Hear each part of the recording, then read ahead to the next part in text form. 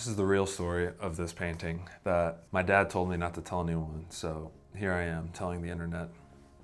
This piece took me minutes to make, and I think there's this conception that says things of value need to take a long time.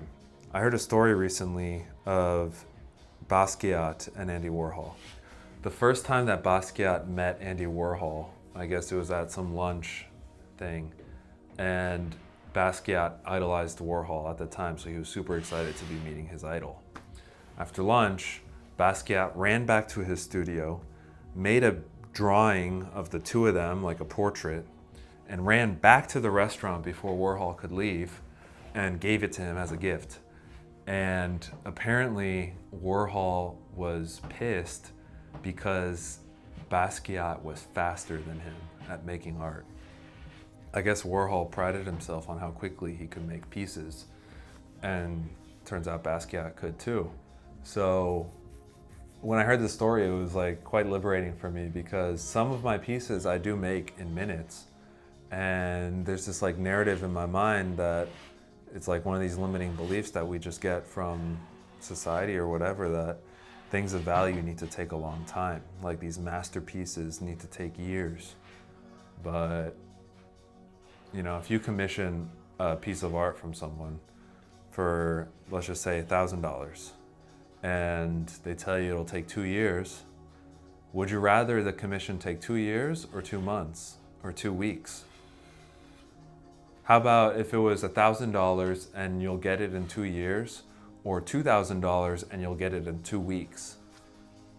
Wouldn't it be more valuable for things to be done quickly, assuming that there's no decline in quality or the final product?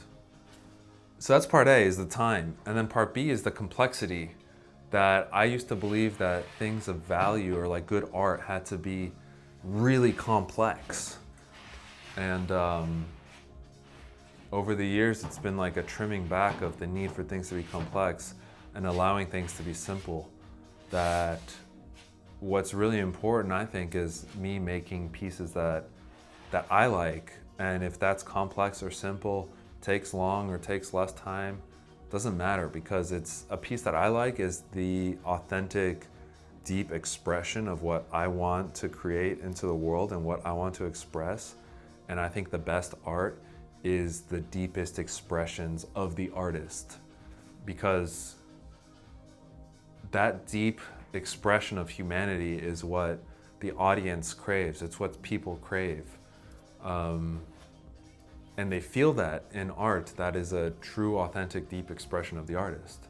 And it's that feeling that's what people are drawn to in art, whether it's music or shows or visual art. It's hard to put into words. It's not logical. It's a feeling. So that was a long intro to talk about Ripple that captures those things. This piece, I was just messing around with. So a few pieces that I've made over the years have been, in my mind, I call them accidents. And if you look at, a lot of the top inventions were accidents.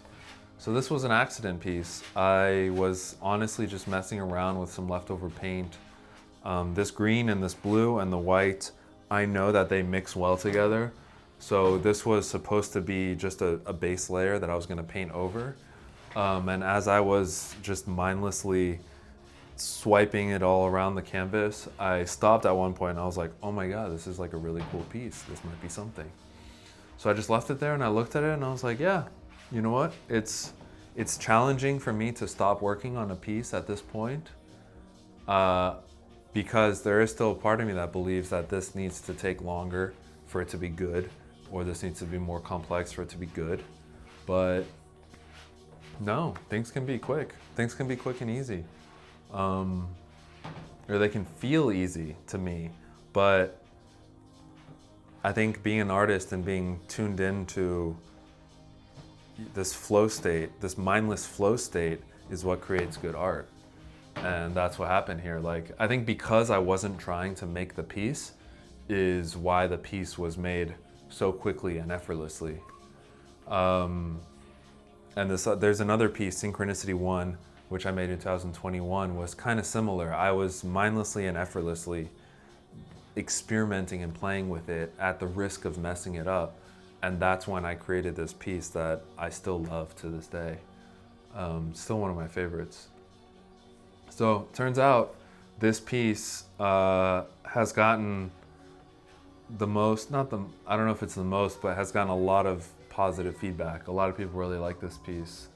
And I think that's because it does capture this like raw flow state humanity essence, and people feel that. I call it ripple because I see a lot of ripples of water. I love water, like especially here, the textures and the way the colors kind of blend, it's like little ripples.